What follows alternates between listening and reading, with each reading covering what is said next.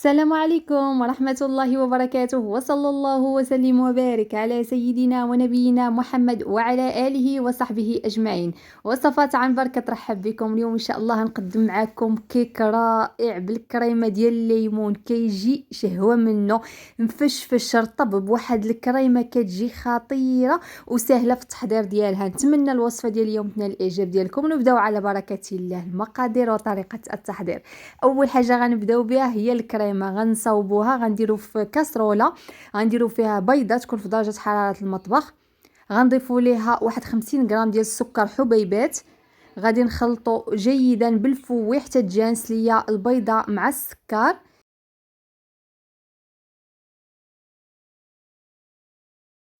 من بعد غادي نضيف الحليب. هنا غنحتاج 300 غرام ديال الحليب او 300 ديال مليلتر ديال الحليب. هنا غنبقاو نضيفوا الحليب غير بشويه بشويه. انا هنايا ضفت واحد تقريبا 3 المعالق كبار ديال الحليب، غادي نخلطهم مزيان. من بعد غادي نضيف واحد 40 غرام ديال المايزينا او النشا، غادي نخلط الكل جيدا.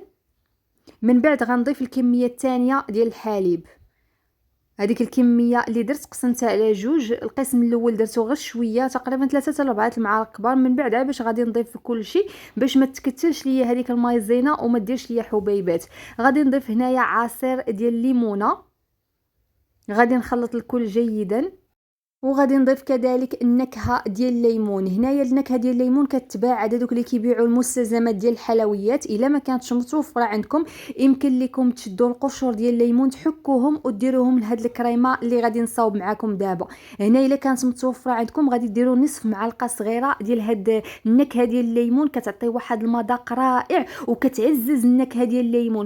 وهنايا غادي نخلط الكل جيدا وغنوضعو فوق النار على عافيه مهيله. وانا كنحرك ما نغفلش عليه، حيت الا غفلتي عليه غيلتصق في الكاسرونه. هنا غنبقى نخلط حتى ما يبقاش متكون عندي هذوك الحبيبات وما يبقاوش هذوك التكتلات في الكريمه. شوفوا معايا القوام ديال الكريمه ديالي كي كيجي على هذا الشكل.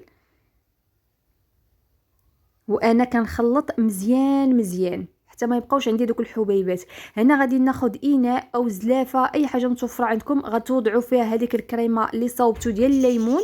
شوفوا معايا اللون ديالها كي كيجي، راه كيجي اللون ديال الليمون وما نعاود لكمش على المذاق شحال كيجي رائع ولذيذ. هنايا غادي ناخذ البلاستيك الغذائي وغادي نغطي به الليمون باش ما يتكونش عندي قشره من الفوق، وغادي نوضعو جانبا حتى يبرد ليا تماما. من بعد غنتقلوا باش غنوجدوا الكيك ديالنا. بالنسبه للكيك غادي نحتاجوا 3 ديال البيضات يكونوا في درجه حراره المطبخ.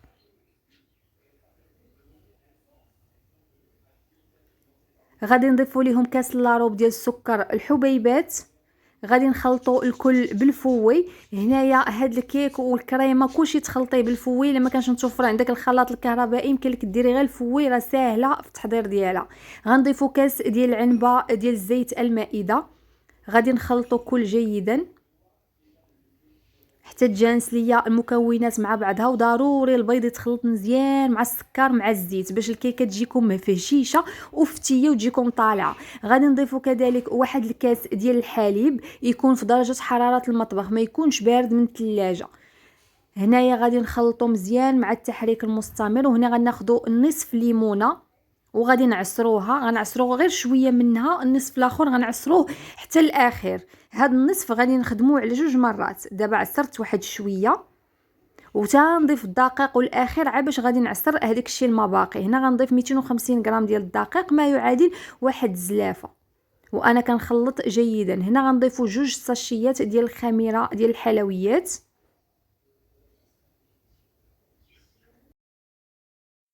صافي وغادي نخلط الكل جيدا بالفوي حتى ما يبقاوش معايا هذوك الحبيبات او التكتلات ديال الدقيق، حتى يولي معايا الملمس ديال الكيك او القوام ديال الكيك ناعم وما فيهش نهائيا تكتلات.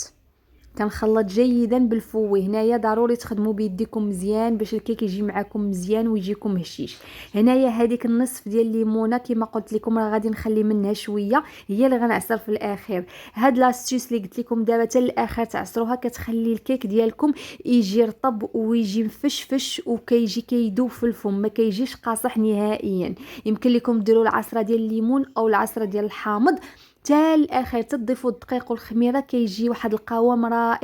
وهنا كما كتشوفوا معايا القوام ديال الكيك ديالي كيجي على هذا الشكل، كيكون فاش كتهزوه بالفوه كيكون خط متصل، ما كيتقطعش هذاك الخط. الا تقطع لكم عرفوا ان الدقيق درتوه بزاف. هنايا خط متصل، عرفوا ان الدقيق هو هذاك. هنا كنقسم الخليط ديالي ديال الكيك على جوج، على قسمين، ويكونوا متساويين. القسم الاول غنوضعوه في المول، هذاك المول غنكون فرشته بورق الزبده ودرت ليه ورق الزبده حتى في الجنيبات، ودهنته بالقليل من الزبده صافي. وغنوضع فيه الخليط ديالي وغادي ندخلو الفرن المده ديال 15 حتى ل 20 دقيقه على عافيه، تكون مهيله حتى يبان لكم تحمروا الجنيبات ديالو وشد في راسو كما كتشوفوا معايا.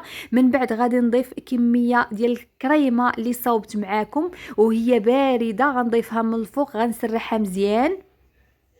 ويمكن لكم كذلك تشدوا هذيك الكريمه تطربوها بالطراب الكهربائي جيدا قبل ما توضعوها فوق الكيك باش يجيكم هذاك المزمس الرائع. انا واخا درت ليها بحال ما هكا راه غيجيني هذاك الملمس رائع. فاش غادي طيب غادي تولي هي هذيك. هنا غنضيف نصف الكميه الثانيه ديال الكيك على هذا الشكل، غنوضعها من الفوق. شوفوا معايا الخليط كيف كيجي على هذا الشكل صافي. وغادي ندخلها للفرن طيب وتحمر. غادي ندخلها نشعل عليها من التحت، ما تشعلوش عليها من الفوق، غنشعل عليها من التحت حتى نحس بها طلعات وتنفخات وبدات كطيب. من بعد عاد باش غادي نشعل عليها من الفوق غير باش يذهب ليا السطح ديالها. ضروري هاد العمليه ما تشعلوش عليها من الفوق، تسحبوها راه طابت من التحت، راه نهائيا راه ما طيباش صافي. غادي تحتاج 45 دقيقه باش طيب بحال اي كيكه عاديه. غادي نخليوها حتى تبرد وغادي نديموليوها من المول وغادي نحيدوا ليها ورق الطهي.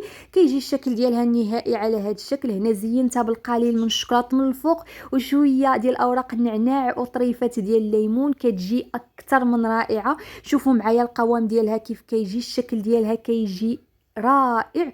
وما نعاود لكمش على البنه ديالها، راه فاش كتاكلوها راه كتاكلوا كيك ديال الليمون على حقه وطريقه، شي حاجه ديال الهماويه وشي حاجه ديال النخوه رائعه. انا غادي نقسم معكم واحد الطريف باش تشوفوها من الوسط كيف كتجي اكثر من رائعه وكتجي هشيشه وكتذوب في الفم. هانتوما شوفوا معايا انا غنطلعها معاكم صراحه شي حاجه واعره. شوفوا معايا لداخل، شوفوا الكريمه راه ما كفيهاش نهائيا الحبيبات وكتجي كتفرتت وكتذوب. نتمنى الوصفه ديال اليوم تنال الاعجاب ديالكم وتنال الاستحسان ديالكم وتجربوها في البيوت ديالكم. والا عجبتكم الوصفه ديال اليوم نتمنى تخليوا لي اللايكات ديالكم والتعاليق الزوينه ديالكم كيفرحوني بزاف. وإلا جربتوا الكيك انا غادي نتسنى الاراء ديالكم والتعاليق الزوينه ديالكم كيف جاكم. والى اللقاء في فيديو جديد ووصفه جديده ان شاء الله. السلام عليكم.